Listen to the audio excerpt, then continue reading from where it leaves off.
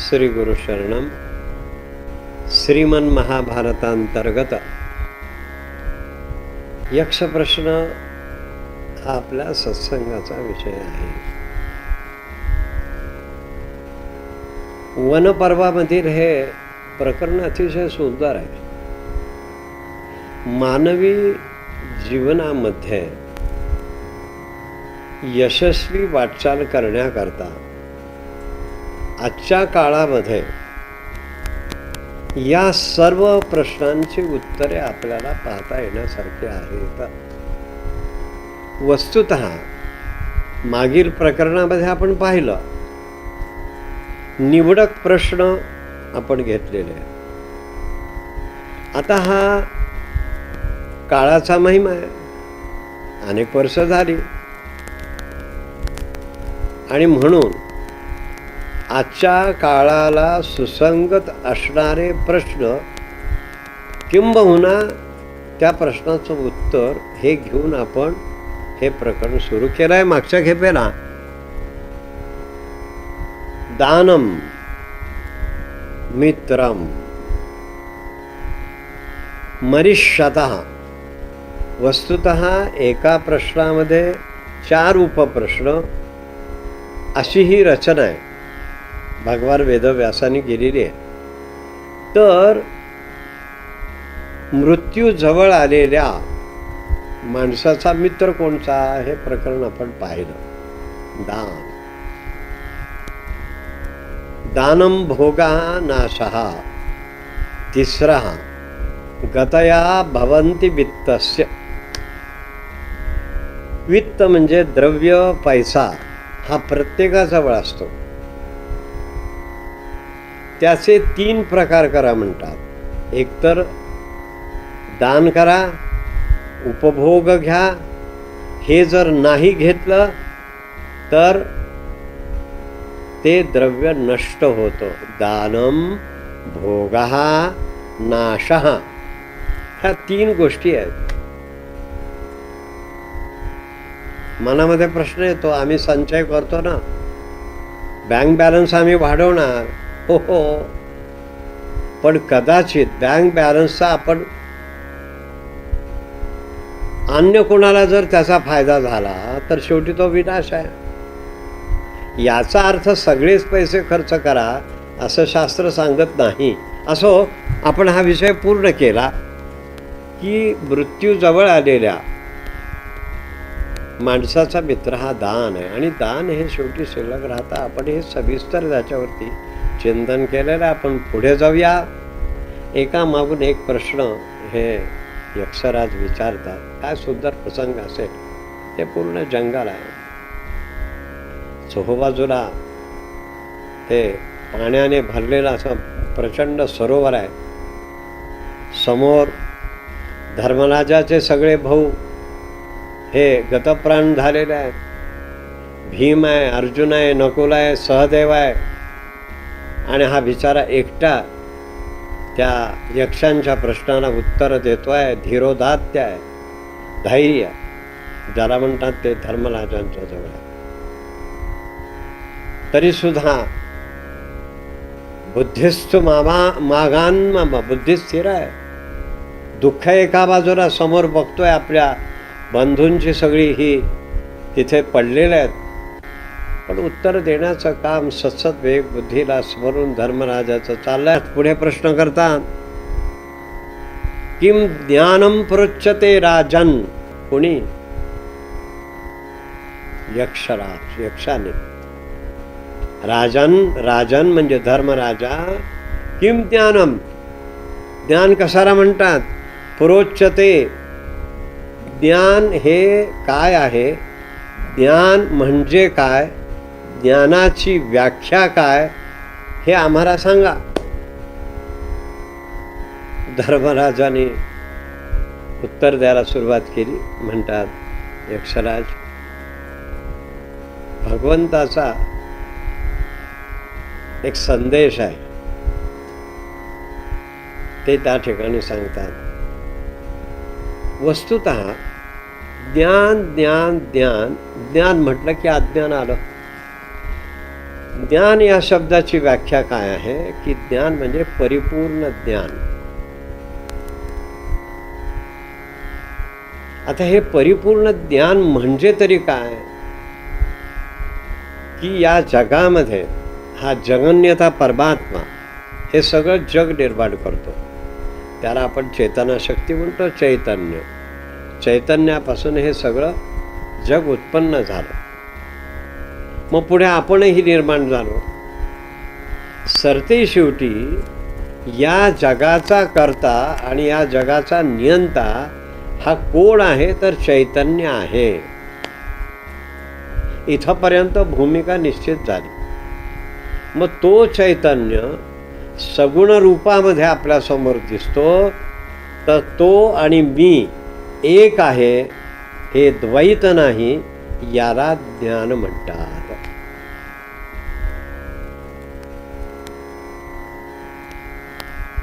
भक्त, भक्ती, भगवंत. सुंदर ही त्रिपुटी मानलेली आहे. भक्त म्हणजे आपण आहोत. मी काही वेगळा नाही आपल्यापासून. भक्ती मी करतोय आणि भगवंताची मला प्राप्ती झाली. ज्ञाता ज्ञान आणि देय म्हणजे जाणणे. ज्ञाता म्हणजे जाणणारा. आणि काय जाणायचंय? जो जगन्नाथा परमात्मा आहे. ज्ञाता ध्यान आणि देय म्हणजे जे जाणावायचे ते चैतन्य स्वरूप. ध्याता, ध्यान आणि ध्येय अशी ही खूप त्रिपुटी सांगितलेली आहे. सांडिली त्रिपुटी दीप उजळला घटी, संतांचा म्हणणं आहे. हे संपलं इथे. भक्त, भक्ती, भगवंत एकरूप झालो. मी पण गेले वाया. माझं मी पण संपलं ना. मी कशाला राहतोय? देवा, तू आणि मी समोर आल्यानंतर मी तुझ्यामध्ये रममाण झालो. माझं अस्तित्व मी कशाला ठेवू? नाही ठेवणार. आणि मला ते नको आहे. कारण तूच निर्माता आहेस ना. ही भूमिका याला अद्वैत म्हणतात. हे द्वैत संपणं आणि अद्वैत बुद्धी तयार होणं याला ज्ञान म्हटलेलं आहे. विषय आपण पूर्ण करूया. म्हणून वस्तुतः संतांनी यावरती खूप चिंतन केलेलं आहे. आपण वेळोवेळी याचा हा विषय सगळा पूर्ण केलेला आहे. त्याला ज्ञान म्हणतात. ज्ञान म्हणजे आपण डोळ्याने वाचतो, ग्रंथ वाचले, लिखाणकाम करतो. बुद्धिमत्ता आहे. 1 नाही 10 कादंबऱ्या निर्माण झाल्या. हजारो प्रवचनं झाली. लोकांनी वाहवा केली. पण शेवटी ते शब्द पांडित्य आहे. काय उपयोग आहे त्याचा? म्हणून तर मावरी किती गोड स्वरूपात म्हणतात, गोड शब्दात. शब्देविण संवादीचे. जो शब्दाविण संवाद करायचा आहे तो कुठे आहे? तो समोर नाही आहे, तो इथं आहे. सर्वस्य चाहम हृदि सन्निविष्टो. हेच हृदयी तेच हृदयी. याला ज्ञान म्हणतात. मी पण गेले वाया, आता पंढरीच्या राया. काय वर्णन करतात. संतांनीच ते ओळखावा. आणि तो ओळखला म्हणून तर त्यांच्या मुखामधून ही अभंगवाणी ही सगळी बाहेर पडते. अनुभव आणि सत्य जाणणं. अनुभव हा येणं न येणं, परंतु असा अनुभव आहे की देवा, मी ज्यावेळेस उपासना करतो, साधना करतो, त्यावेळी तू आणि मी एक आहोत. तो हा विठ्ठल मी नेहमी सांगतो. तो हा विठ्ठल बरोबर तो आणि हा म्हणजे मी, हा विठ्ठल एक आहे, दुसरं नाही. म्हणून भक्त, भक्ती, भगवंत हे सगळं एकरूप होऊन चैतन्य शक्ती म्हणजेच मी आहे, देवरूप होऊ सगळे मी चैतन्य आहे, हा अनुभव येणं याला खरं ज्ञान म्हणतात. उत्तर ऐकल्यानंतर यक्षराज प्रसन्न झाले. पुढचा प्रश्न विचारला. वस्तुतः एक इथे थोडासा आपण मागोवा घेऊया. केवळ या प्रश्नाचं उत्तर धर्मराजाने दिलं त्याचं स्पष्टीकरण पाहिलं. परंतु श्रीमद भागवतामध्ये एक संवाद आहे, उद्धव आणि भगवंत यांचा संवाद फार सुंदर आहे. प्रश्न विचारले तिथे 24 प्रश्न विचारले उद्धवानी आणि 23 अध्यायामध्ये भगवंतानी उत्तर दिले. त्यात पहिला प्रश्न हा आहे, का दक्षिणा कोणची? म्हणजे दक्षिणा म्हणजे रुपयामध्ये नाही आहे. तर भगवंताने एका क्षणात उत्तर दिलं, दक्षिणा ज्ञान संदेशा, ज्ञानदान करणं, ज्ञानाचा संदेश देणं ही दक्षिणा आहे. फार मूलभूत उत्तर भगवंताने दिलेलं आहे. म्हणून ज्ञानम यन महिमावभासम यस्सूरयो भागवतम वदन्ति. म्हणून भगवंतानी उद्धवाला सांगितलं की बाबा रे, जे या जगामध्ये ज्ञान आहे हे सगळं जे आहे की ते माझ्याजवळ आहे, मला तुला द्यायचं आहे. शेवटचा क्षण होता. हे ज्ञान टिकलं पाहिजे, या भूतलावरती राहिलं पाहिजे. आणि म्हणून ही काळजी देवाला असल्यामुळे देवाने उद्धवाला बोलवून समोर बसवलाय. काय प्रेम आहे. ज्ञानाचा महिमा वेळोवेळी संतांनी वेगवेगळ्या प्रासादिक ग्रंथामधून आपण पाहिलेला आहे. मग संतश्रेष्ठ माऊली असो, संतश्रेष्ठ तुकोबाराय असो, किंवा परमहंस परिव्राजकाचार्य वासुदेवानंद सरस्वती स्वामी महाराज असो, या सर्वांनी एकच सांगितलेलं आहे. आणि हे सगळे महात्मे संत हे देव झाले हो. फार महत्त्वाचा विषय आहे. आणि म्हणून हे देव आपल्याला लाभले, अजून काय पाहिजे? एखादा संत आल्यानंतर संतांचं दर्शनादेव साधवा, कृतार्थता मान्य काय. आम्ही धन्य झालो, बरं कृतार्थ झालो. संत महिमा हा भूतलावरती आजही टिकून आहे. म्हणून ज्ञान ज्याला म्हणतात, हा विषय धर्मराजाने पूर्ण केला. पुढे उपप्रश्न म्हणजे किम शमः च प्रकीर्तितः. शमः, शांतता कशाला म्हणावी? फार सुंदर प्रश्न आहे. फार सुंदर प्रश्न आहे. आज भारतामध्ये हा सेतू हिमाचल प्रत्येकाला विचारलं की बाबा रे, तुला शांतता म्हणजे काय?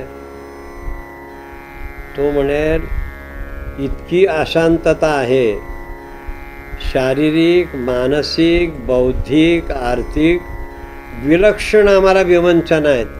त्यामुळे आम्ही आमचे हरवूनच गेलोय. आम्हाला शांतता माहितीच नाही. मध्यंतरी आम्ही एक महत्त्वाचा अधोरेखित करूया. 2012 मध्ये वैश्विक संमेलन घेतलं होतं. महत्त्वाचा विषय.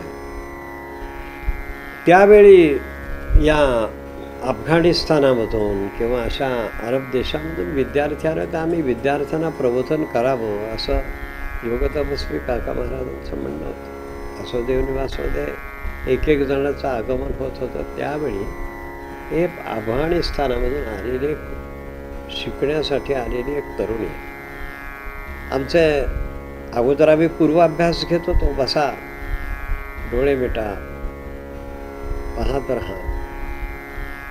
त्यावेळी त्या तरुण मुलीनं 18-20 वयाचं वय आहे, तिने काय सांगावं, आम्ही डोळे का बंद करू. गडबड झाली. गडबड. आम्हाला आश्चर्य वाटलं. मी होतो तिथे. अहो, आम्हाला बंद डोळे करण्यासाठी आम्हाला वेळच नाही आहे. एवढं बॉम्बार्डिंग होतंय. आम्ही नुसतं बसलो तरी 10 बॉम्ब येऊन पडतात. अशी स्थिती आहे. आणि हे तुम्ही आम्हाला काय सांगताय. सामाजिक स्थिती जी आहे ते तिनं वर्णन. आणि ती रडायला लागले. हो विचार नाही, आम्हाला स्वस्थता, स्वास्थ्य नाहीच, स्वस्थ जीवन नाहीच. अन्न जेव्हा मिळेल तेवढा, पाणी जेव्हा मिळेल तेवढा, अशी जी परिस्थिती आहे, अशा देशाची ही तरुणी बोलते. ते आज 12 सारी बोललेले, आज आपला भारतातला युवक हे बोलतोय आम्हाला शांतताच नाही आहे. मग कोण कारणीभूत आहे? उत्तर. पण तिकडे आपल्याला जायचं नाही आहे. तेव्हा किम शमश्च म्हणजे सर्वेपि सुखिनः भवन्तु हा मूलमंत्र आहे. सगळे सुखी हो हा विचार, याला शमः म्हणजे शांतता म्हणतात. म्हणून याकरता कुटुंब, समाज, व्यक्ती, पुन्हा लक्षात घ्या, व्यक्ती, कुटुंब, समाज, राज्य आणि राष्ट्र हे एकसंघ पाहिजे. आज आपल्या घरामध्ये आहे का शांतता? नाही आहे. वास्तव आहे हे. 4 माणसं आहेत पण 4 दिशेला तोंड आहेत. म्हणून त्या काळातला प्रश्न आहे. धर्मराजाला यक्षांनी विचारलेला आहे, किम शमश्च परिकीर्तितः, शांतता ही कशाला म्हणावी. आणि म्हणून याचं उत्तर जे आहे धर्मराजाने दिलं, की ते म्हणतात की शरीराला, मनाला आणि बुद्धीला होणारी शांतता ही खरी आहे. आणि त्यामुळे मानवी एक मन तयार होतं, मानवी जीवन तयार होतं. आणि तो अशांततेकरता सिद्ध होतो. धर्मराजानं हे सांगायचं आहे अशांतता समोर दिसतंय, याचं आपल्यामध्ये मूर्तिमंत उदाहरण म्हणजे शांतीदूत, म्हणजे राष्ट्रपिता महात्मा गांधी. एका जपानी माणसाने त्यांना 3 माकडं दिली, भेट दिली. हा विषय आपला आम्ही लेखामधून प्रसिद्ध केला आहे. तेव्हा त्या 3 माकडामध्ये एका माकडाने डोळ्यावरती हात ठेवले, दुसऱ्याने कानावरती आणि तिसऱ्याने मुखावरती. आणि याचा संदेश थोडक्यात न बोलता राष्ट्रपिता महात्मा गांधींनी सांगितलं की जे वाईट आहे ते पाहू नका, जे वाईट आहे ते ऐकू नका आणि वाईट मुखाने बोलू नका. विशेष पूर्ण केलं आहे. आज कोणी असं नाही आहे, नाही आहे. म्हणून किम शमश्च परिकीर्तितः, त्याला हे उत्तर आहे की वस्तुतः हर्षामर्षभयोद्वेगैर मुक्तः म्हणजे तुल्य निंदा स्तुतिर्मौन. गडबड कुठे होते? एखाद्याने जर आपली निंदा केली तर आपल्याला राग येतो, पण स्तुती केल्यानंतर वारे वा, वारे वा. आज हा फार मोठा विषय आहे बरं. एखाद्याला जर त्याची निंदा ही कुणी केली तर त्याचं काही खरं नसतं. म्हणून मान अपमान न शिवो कधी मना, संत म्हणतात. ठीक आहे संत एकनाथ महाराजांच्या सारखं कोणी, पुन्हा दुसरा काल पुढे आज तर तो भयानक प्रकार आहे, तो मनुष्यच जिवंत राहणार नाही अशी स्थिती आजच्या काळात वास्तव आहे. म्हणून याकरता एखादा मनुष्याला त्याला स्थैर्य प्राप्त पाहिजे, आणि हे स्थैर्य प्राप्त करून देण्याचं क्षमा हा एक गुण आहे. आणि हा गुण तुम्ही म्हणाली असं उत्तर काय, तिथे उपप्रश्न नाही विचारला, उपप्रश्न विचारला नाही आहे, पण उपप्रश्न आपण विचारूया की मग हा क्षमता किंवा क्षम हे कसं प्राप्त करायचं. उपासना वाढवा, साधना, त्याचं उत्तर ते आहे.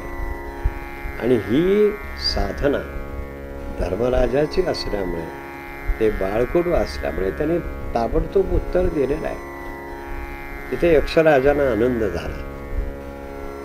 म्हणून शम, शांतता ही जर स्थैर्य प्राप्त करून घ्यायचं असेल तर त्याने वैयक्तिक उपासना केली पाहिजे. म्हणून मी अलीकडे आमच्या प्रत्येक रविवारी होणाऱ्या सत्संगामध्ये आवर्जून मी म्हणत असतो, एक 50 वर्षाचा कालावधी, 100 वर्षाचा कालावधी, त्या काळामध्ये वेळ भरपूर मिळायचा. पण आज एवढी व्यग्रता वाढली आहे की वेळ नाही हो परवलीचा शब्द आहे. आम्हाला आमचं काम करता करता नाकेनं येतात. 10, 11, 12 तास आम्ही कुठून उपासना करावी, कशी साधना करावी. पण 2 कामामधली वेळ पकडायची आणि तेवढी उपासना करायची आणि मनाला स्थैर्य प्राप्त करून घेणं, शारीरिक मानसिक व्याप कमी करणं. आपण अनेक व्याप विनाकारण वाढवत राहतो, मान्य आहे, बहुश्रुतता आहे, अनेक गोष्टी आपल्याला मल्टीटास्क असा आजच्या काळातला शब्द आहे. वेगवेगळं आम्हाला काम करा ना, काही हरकत नाही, चतुरस्रता ती हवी आहे. पण थोडा वेळ ज्याच्यावर हे सगळं अवलंबून आहे त्या शरीराला जर स्थैर्य प्राप्त करून द्यायचं असेल, मनाला जर स्थैर्य प्राप्त करून द्यायचं असेल, बुद्धीला स्थैर्य प्राप्त करून द्यायचं असेल तर वैयक्तिक उपासना ही अत्यंत आवश्यक आहे. मग तुम्ही योग साधना करा, नामसाधना करा, ही करा, त्याकरता वेळ द्या, किमान 1 तास. त्यामुळे पुढे सकाळ उजाडल्यानंतर तुम्ही नियतं कुरु कर्मत्वं भगवंताच्या आदेशानं बाहेर पडणार आहात. परंतु त्यावेळेस एक स्थैर्य प्राप्त झालं असेल. अनेक आव्हानं जी समोर येणार आहेत त्याच्याकरता आपण कटिबद्ध होण्यासाठी सिद्ध व्हायला पाहिजे. आणि म्हणून सिद्ध योग ज्याला म्हणतात किंवा ज्याला योग म्हणतात, ज्याला नामसाधना म्हणतात, त्याला आपण थोडा वेळ देऊन शमहा, शांतता प्राप्त करून घेणं हे मानवी जीवनाचं सर्वश्रेष्ठ अशा प्रकारचं कर्तव्य आहे. इथे आपण थांबूया. श्री गुरुदेव दत्त.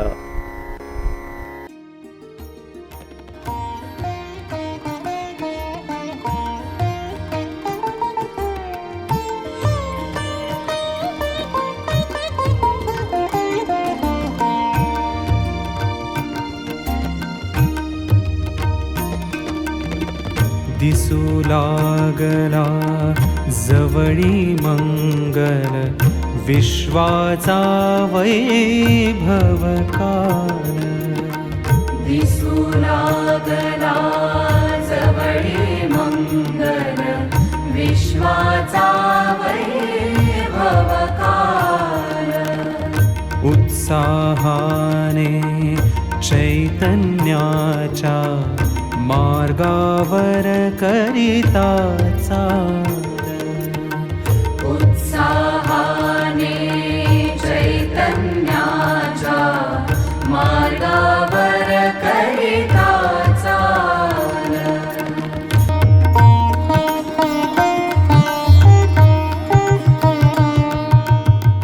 द्वेषण कोणाचाही करिता वागु सदा अभिमानाने मानन तुकवू अनिती पुढती सौख्याने फुलवू सदने जगवू जगाला शिकवुनी निष्ठा चिरवांछित ही माणुसकी जिच्या पुढे नत मस्तक होतील साम्राज्ये अवघी सारी ही आकांक्षा स्फुरण देतसे ही आकांक्षा स्फुरण देतसे तशीच देईल चिरकाल उत्साहाने चैतन्याच्या मार्गावर करिता